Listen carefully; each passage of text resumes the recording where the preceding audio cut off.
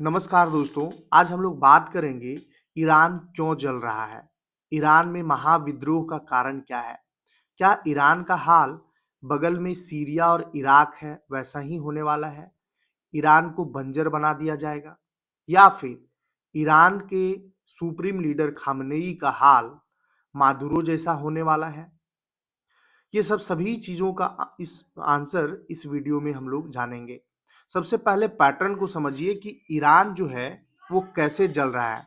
तो ईरान आप देखिएगा कि ईरान में जिस तरह से विद्रोह स्टार्ट होता है अर्थव्यवस्था के नाम पर, महंगाई के नाम पर और फिर छात्र आंदोलन में बदल जाता है, उसी तरह से बांग्लादेश में भी होता है। बांग्लादेश में सबसे पहले महंगाई के नाम पर, आरक्षण के नाम पर छात्र जो है वो रोड पर आते हैं और वो फिर धीरे-धीरे छात्र आंदोलन में तब्दील हो जाता है।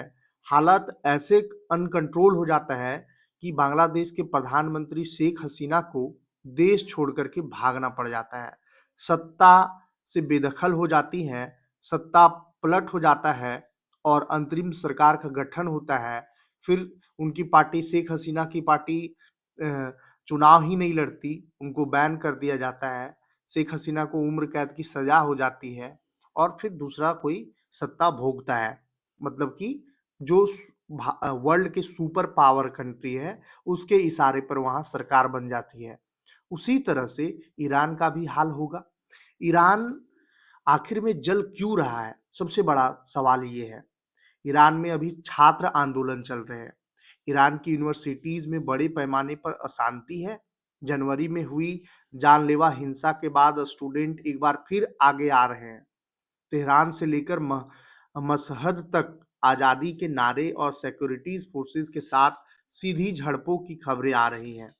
एक तरफ देश में विरोध प्रदर्शन हो रहा है और दूसरी तरफ डोनाल्ड ट्रंप की मिलिट्री एक्शन की धमकी कि आज हमला करेंगे, कल हमला करेंगे, अमेरिका जंगी बेड़ा भेज दिया है, यहाँ इतना फोर्सेस तैनात कर दिया है, तख्ता पलट हो जाएगा, ईरान को मट्टिया मेट कर दिया जाएगा। इस तरह का ट्रंप का धमकी ईरान के लिए परेशानी का सबब बन गया है।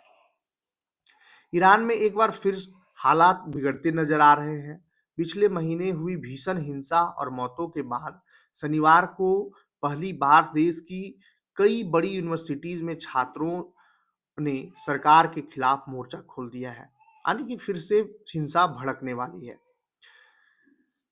शरीफ यूनिवर्सिटी में सैकड़ों छात्र शांतिपूर्ण तरीके से मार्च निकाल रहे थे, लेकिन जल्द ही वहां तनाव बढ़ गया।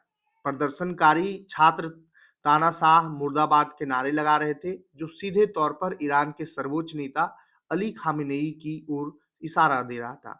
वीडियोज फुटेज में देखा गया कि वहां सरकार समर्थक गुट भी मौजूद था, जिसके बाद दोनों पक्षों में हिंसक झड़पें हुई और मारपीट होना शुरू हो गया।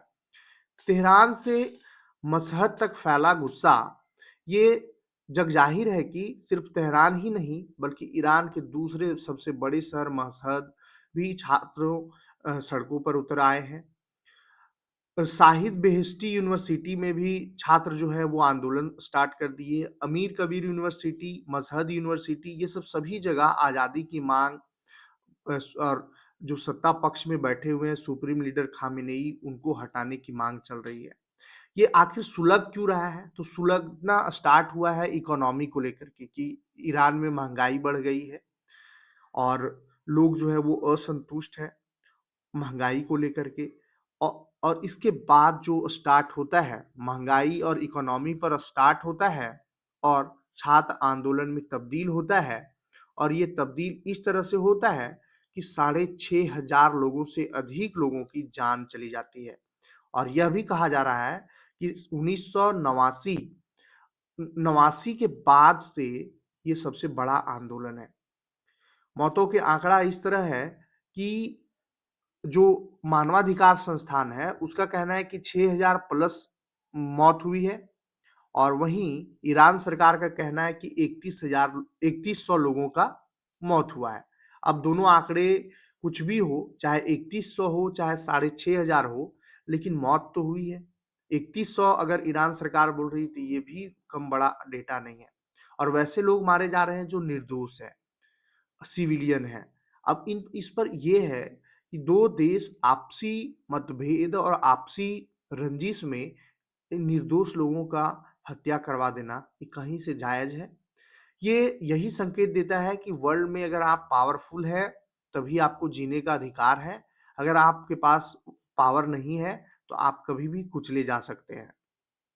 यह प्रदर्शन ऐसे समय में हो रहा है जब अमेरिका और ईरान के बीच परमाणु कार्यक्रम को लेकर तनाव चरम पर है।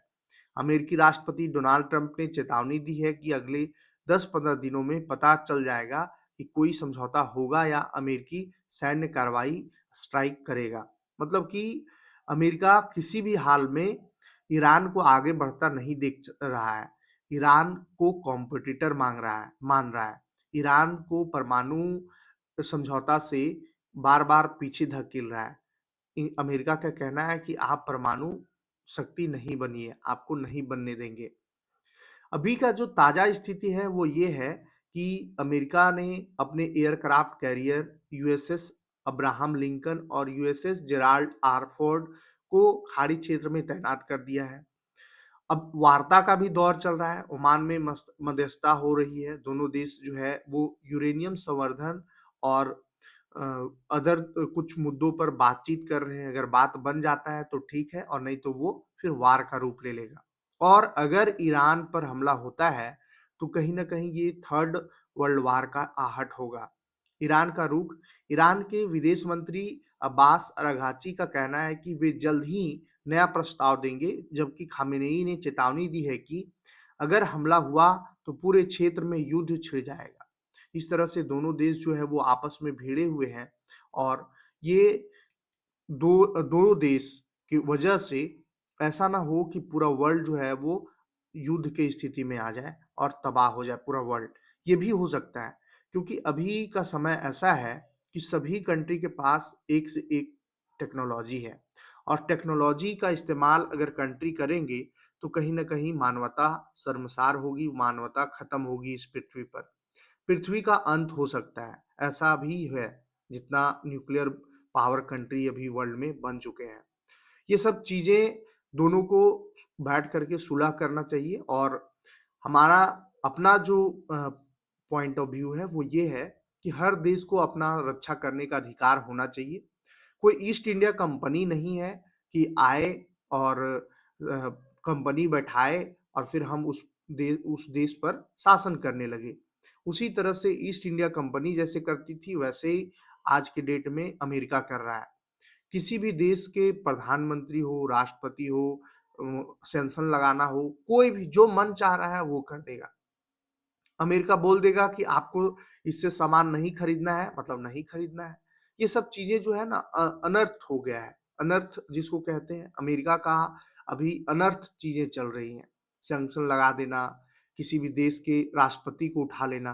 मादुरो को क्या हाल हुआ? देश से उठा लिया जाता है और अमेरिका की जेल में बंद कर दिया जाता है। टैरिफ वार में कितने देश परेशान हुए? सभी देश इसमें भारत भी रहा, भारत का भी परेशानी का सबब बना। तो आप मतलब कि ऐसा कर रहे हैं कि या तो आप देंगे नहीं, मोनोपोली चलाना चाहते हैं, आप सामान देंगे नहीं और जो दूसरा सस्ता में बेच रहा है उससे खरीदने नहीं देंगे। इसलिए नहीं खरीदने देंगे क्या है कि वो द 2 देश का लड़ाई था।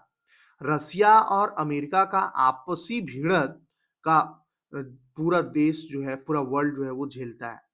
रसिया पर सैंक्शन लगा दिया जाता है। अरे भैया रसिया अगर सस्ता सामान दे रहा है तो इसमें दिक्कत क्या है?